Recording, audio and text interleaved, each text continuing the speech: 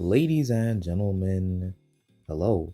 For the past 6 months, I've been working on my Cockroach Arena Gladiator Roguelike game, and I'm honestly not too sure what to talk about. Because 6 months ago, the game looked like this, which is pretty cool, but now it looks like this.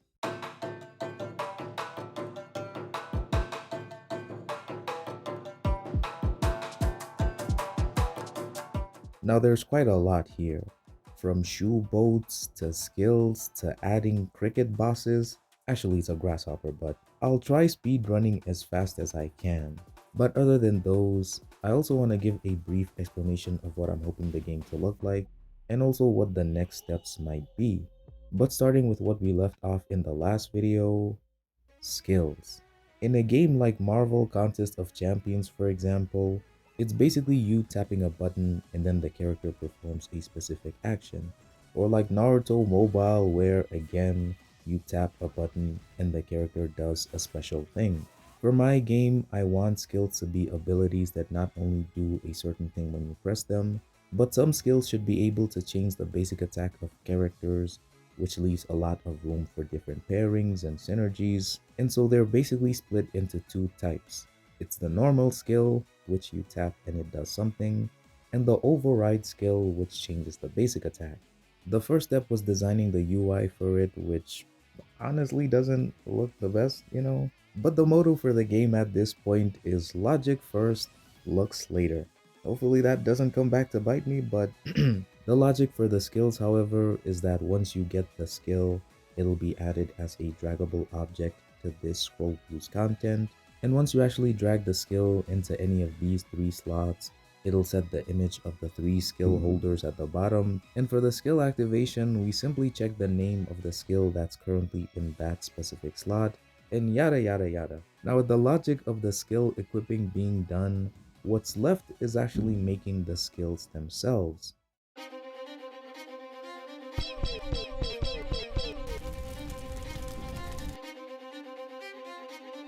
I mean, it's alright, like. Johannes infectado. Now, I was very much informed by my friends and you guys too that the Tri-Gauntlet skill kinda looks interesting. So I did go ahead and fix it. But during this time, I also decided to add an elemental damage system simply because the frog has a fire sword skill that just wouldn't feel right if the damage wasn't fire. Now the whole elemental system is a whole video on its own, so I think it's best to leave it for that. But next up, I added a leaderboard system, which is definitely not something I stole from Megabank. And I also added a main menu plus a character select screen that really just makes it feel like a game. And now it's time to talk about the Schlipper, aka the shoe boat. It's currently a failed experiment, and I honestly don't know what I was thinking, but man, do I need to finish it. So apparently in Roman Colosseums, they'd have naval ship battles somehow, and since my game is mainly inspired from that, I decided why not. The main inspiration for the ship itself is Assassin's Creed 3, where you can pretty much walk around your ship and also drive it. And another inspiration at the time was Pirates of Pandema by my boy Chris. Link in the description if you do want to check his game out for yourself. In terms of my boat system, yeah, I did manage to implement some of the logic for it, but I also feel like it was way too early for such an ambitious project. Hopefully the Schlipper is a future video topic because it genuinely seems like something that would make the game more fun. But back to the on-land activities. For the cockroach, I decided to give him a skill called Ground Quake. Where he pretty much punches the ground and stuns the enemies since he's the dude that throws hands. Yep. For the spider, it's a spider web that slows down enemies because he's a spider. That's very much what they do. And for the frog, I gave him a forward slash, which doesn't really look the best. I also decided to make two universal skills that can be used by each and every character. The first of which is the Shed Clone. It's the standard enemy distraction type skill that pretty much does its job until it's destroyed. And you also have a skill that increases damage and movement speed by 15%. The skill itself is called Bug Lust, and yeah, the names will probably get changed in the future. I'm sorry guys. Now that we have all these skills available for each character, the question to really ask is, how does the player even get them in the first place? Introducing the level up system. Yes sir, yes sir. You gain XP from killing enemies, and once you hit level 5, 10, 15, 20 and so on, you'll be able to choose one of 3 skills. Now the game at this point was starting to feel really good, but one thing that wasn't satisfying was the skills themselves. The problem is this: the moment you get a skill is the same moment that you have that skill at its best, which made the game feel boring and also removed the excitement of playing even further. And from this realization came one of the best ideas I've ever had, which is making skills upgradable. The main idea is that each skill is at its weakest the first time you get it, and you have to get it to level 10 to get the best performance from it. Another problem, however, is that even if the upgrades were only stat boosts, it still wouldn't feel as good, and so I decided to give some skills variants at level 5 and also level 10. And I think the best way to explain it is that I basically added a skillsmith who pretty much just upgrades your skills. And here's the difference between Ground Quake level 1, level 5, and level 10. This is something that made skills 10 times better in my opinion. Just the aspect of making something stronger and not knowing what its full potential is, it really does a lot, man. Okay, but enough glazing. And just to speed run the rest since the video is getting quite long, I added contraptions to make combat more interesting because before the map would always be the same regardless of what wave you're at, and so every 10 waves, there would be different contraptions that are there, which hopefully means that you have to change your playstyle as well. During this time, I also adjusted the map because the one that we had before was a stolen asset and didn't really fit the whole vibe of the game so much.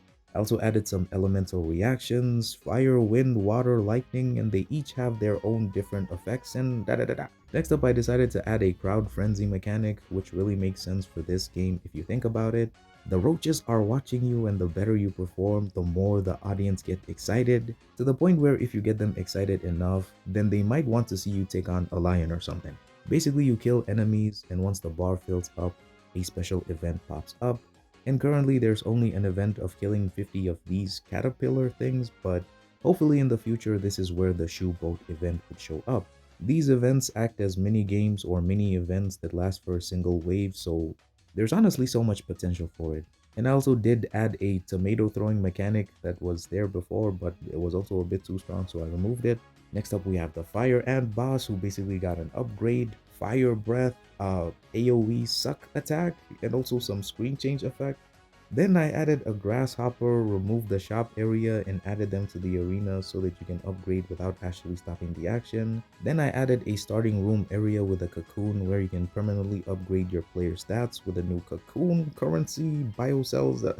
Yeah, then I made it so that enemies drop biocells when they die, added boss passive abilities that you can get with boss biocells. The ant boss passive ability gives you a revive on death up to 3 times. The grasshopper passive makes your dash deal damage, and once you max it out, your dash leaves a trail of grass that damages the enemies. And I also added 4 new enemy types, and there's also some new audience members, but yeah, way too much going on, man. The game right now is in a pretty good spot, I would say. You got a nice loop where you can choose a starting character. You start off in this room where you can actually upgrade your character stats, get some different abilities, and then once you're ready, you go out into the arena to fight. You kill some enemies, gain XP, gain gold, gain some keys from completing waves. You can do some contracts, upgrade your skills, buy potions, and also get some random buffs as well as some tough buffs. And every 10 waves you face a boss and the layout of the map also changes.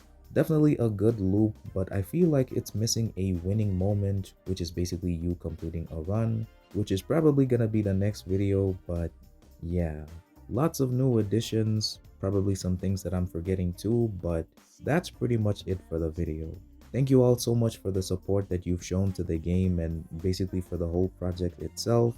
And if you do have some feedback or anything that you'd like to see in the game, then be sure to leave a comment or join my Discord group. The link for it will be down in the description, and it's also where I leave some announcements. But yep, huge shout out to God, of course, for helping me get this far. And yeah, I'll see you guys in the next one. Peace!